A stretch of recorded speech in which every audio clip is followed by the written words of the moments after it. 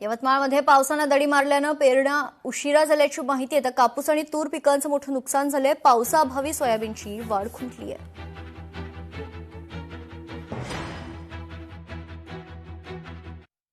सद्य परिस्थितीमध्ये ढगाळ वातावरण आणि पावसामधील खंड यामध्ये आपण बघतोय की बऱ्याच ठिकाणी रस शोषण करणाऱ्या किडींचा प्रादुर्भाव आढळून येत आहे.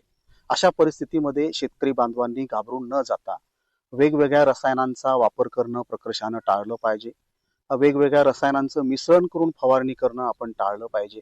या व्यतिरिक्त आपण पिवळे चिकट सापळे आपल्या शेतामध्ये लावले पाहिजेत, जेणेकरून आपल्याला रस शोषण करणाऱ्या किडींचं प्रभावी व्यवस्थापन रसायन विरहित आपल्याला करता येईल.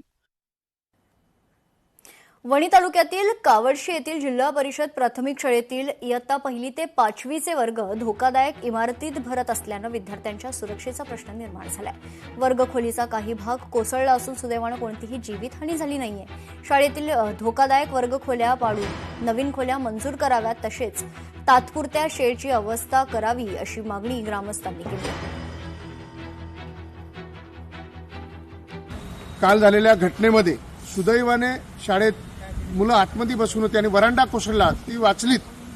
या संदर्भात शिवसाहेबांना निवेदन देण्यासाठी आलो. जिल्हाधिकारी महोदयांना निवेदन दिलं आणि तात्काळ आमचं कवडशी हे गाव खाणीपासून फक्त 5 किलोमीटरच्या आतमध्ये आहे. तुमच्याकडे कुठलाही सरकारचा निधी नसेल तर DMF निधी कोटी रुपये या ठिकाणी पडलेले आहे. त्यामधून ही शाळा खोली मंजूर करावी यासाठी आज आम्ही शिवसाहेब आणि कलेक्टर साहेबांना निवेदनासाठी कवडशी ग्रामस्थ, शाळा सुधार समिती आणि ग्रामपंचायत सर्व मंडळी आलो.